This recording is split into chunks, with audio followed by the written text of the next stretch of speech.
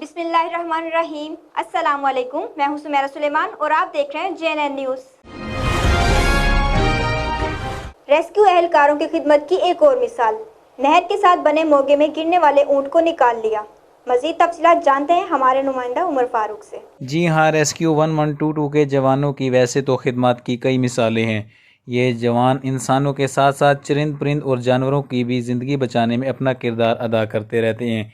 Rescue 1122 Khanpur के अहलकारों को इतला मिली कि बागोबार के करीब नहर आब हयात के साथ बने हुए मोगे में ऊँट गिर गया है। इतला मिलते ही रेस्क्यू एहलकार मौके पर पहुंच गए। काफ़ी मेहनत के बाद ऊँट को बाहिफाजत बाहर निकाल लिया। अहले इलाका और ऊँट के मालिक ने रेस्क्यू एहलकारों की इस काविश और खिदमत को सराहा।